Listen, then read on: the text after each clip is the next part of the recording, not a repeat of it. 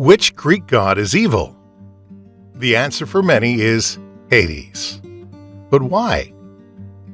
Well, we think the ruler of the underworld is Satan, and Satan, of course, is considered the epitome of evil.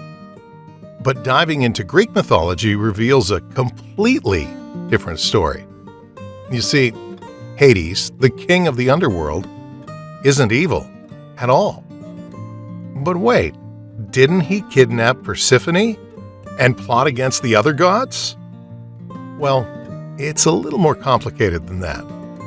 Hades is much better than his brothers, Zeus and Poseidon. So why the misconception? You can blame Disney for the bad rep he's gotten so far. It started with the 1997 Hercules movie.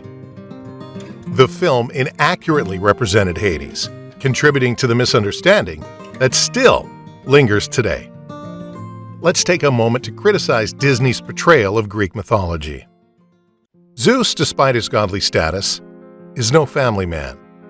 He cheats for sport and engages in affairs with women. And as for Hercules' mother, Hera, she's far from the loving figure portrayed in the movie. So it starts with a clash between modern perceptions and ancient mythology. Now let's set the record straight about Hades.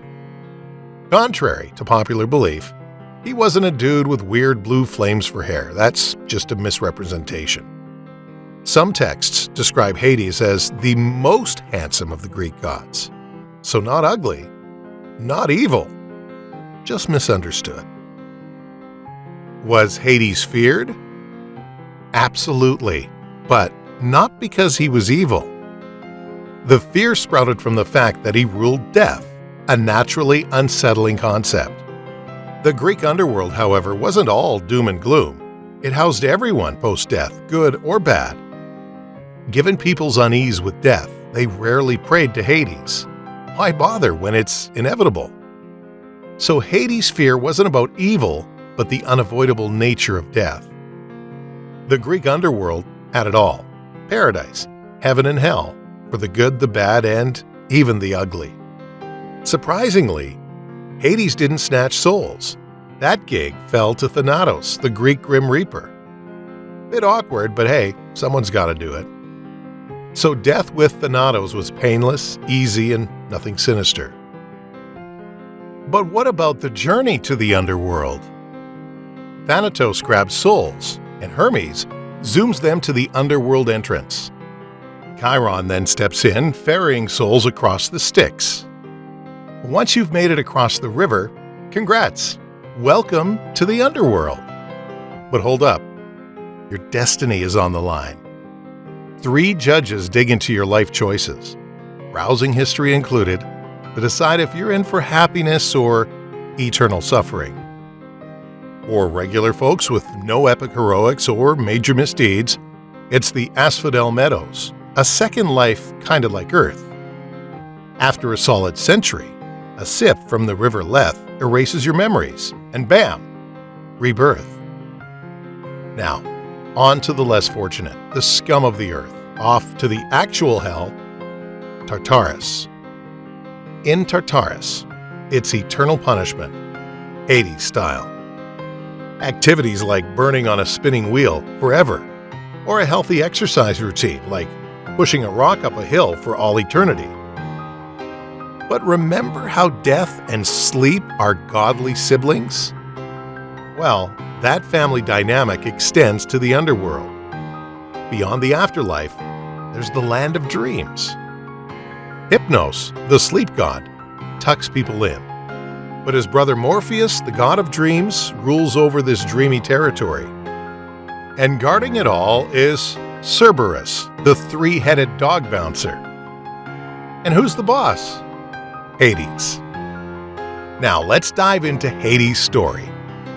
While Zeus and Poseidon were busy causing chaos and starring in their dramas, Hades was the hero, managing the underworld. He was a stickler for rules, married to order, but that responsible vibe made him seem even weirder.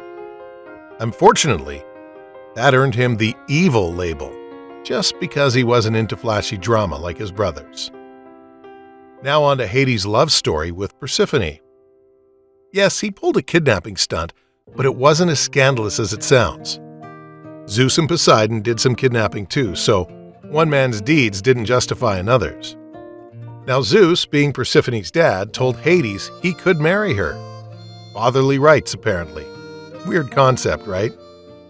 Just to be clear, it wasn't a father's right at the time to do certain things against his daughter's will. But, surprise, surprise, Zeus managed to pull that off. The issue was that Zeus forgot to fill Persephone in on the whole marriage plan. So Hades, not the smoothest move, went ahead and kidnapped her without her knowledge. And of course, Zeus conveniently left Persephone's mom, Demeter, out of the loop too. Demeter, being the goddess of harvest, took this personally. In a fit of rage, Demeter scoured the earth, desperately searching for her daughter. Now this turned into a full-blown drama because, let's face it, Demeter was crucial. She made a deal with Zeus, either return her daughter or she'd turn the beloved world of the living into the underworld. So Zeus, feeling the pressure, strolls over to Hades like, "Hey buddy, need you to give back your niece. Kidnapped wife. Pronto." Just another day in the dysfunctional family saga of the Greek gods. Would Hades just give her back? After all the time he spent with her? Nope. Don't forget to hit that like button if you're enjoying the godly ride, and smash that subscribe button to stay in the loop with all things mythology. Hades was deeply in love with Persephone, treating her like a queen in a world where men typically didn't see women as equals. Breaking norms, he planned to share all his power with her, displaying unparalleled loyalty. Despite their unconventional nature, Hades, often considered the most handsome among his brothers, had Persephone happily embracing her role as the queen of the underworld. The twist came when Zeus insisted Hades send Persephone back. Unwilling to part with her, Hades devised a plan. If she ate food from the underworld, no one could take her away. Persephone willingly joined the scheme, consuming 3 pomegranate seeds and binding herself to the underworld, returning for 3 months each year. Demeter, Persephone's mom, was ecstatic when her daughter returned, bringing 9 months of bountiful harvest. But during the 3 underworld-bound months, Demeter rebelled, giving birth to the seasons. Now the Persephone mystery unfolds. Some think she's the goddess of spring, but that's just Demeter celebrating. Persephone's true title? Queen of the Dead, the Lady of the Underworld. Fun fact, ancient texts favor Persephone's underworld role over Hades, with her ruling a millennium before he entered the scene. This narrative likely emerged later to masculinize the main rulers, proving men struggled with powerful women, especially in ancient times. Underworld gods avoided being named, believed to bring death. Hades rarely got called by his name, inspiring J.K. Rowling's "He Who Must Not Be Named." But did you know that people hushed her name long before Hades, hinting she might have been the original underworld ruler? An ancient mystery indeed. But if you're ready for your next mythological fix, click on the video popping up on your screen right now.